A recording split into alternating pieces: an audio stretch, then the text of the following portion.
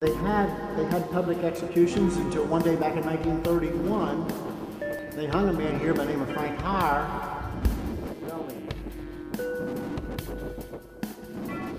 And he decapitated him. His head just tore loose at the shoulders. And at that point, they stopped having public executions. The West Virginia State Penitentiary opened in 1876 and operated until 1995. It is now considered one of the nation's most haunted places. I've been here for 7 years, and I had my first experience last year, and since then, it creeps me. Though hundreds of deaths have occurred behind the walls of West Virginia State Pen, including over 300 murders and nearly 100 executions, paranormal activity wasn't prevalent until the closing of the jail in 1995. You know, a prisoner didn't ever want to die inside the institution because he felt that his soul stayed there. I worked in the healthcare field, and it was one of our main objectives to make sure if somebody was going to die, we got them out of the institution, just simply so that they wouldn't have that feeling. There were certainly several other deaths, numerous other deaths that had to do with health reasons inside the institution early on. So I think it's a contributing factor. I think you put all that together, and I think that's how you come up with unexplainable issues maybe inside the prison. One of the most prolific killers in the institution, Red Snyder, is said to haunt the cell block in which he was murdered.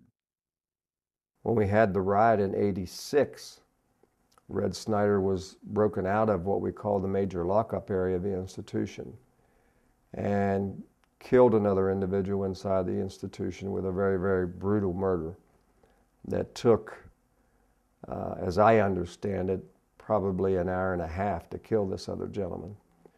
But apparently there had been a plan over the last previous days that Red wasn't going to get to play anymore.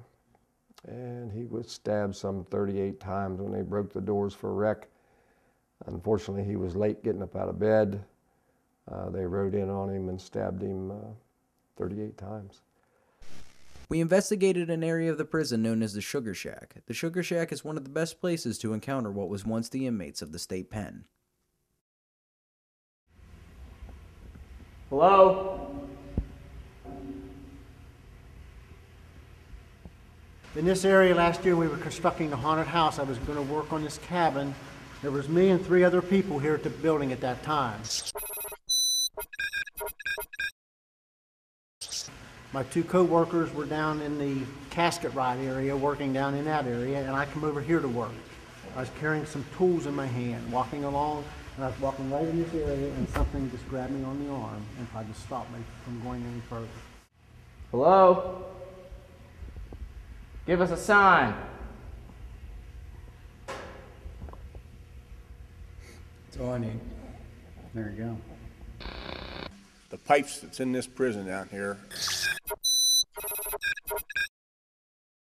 are 90% of them are disconnected. They're not hooked to anything.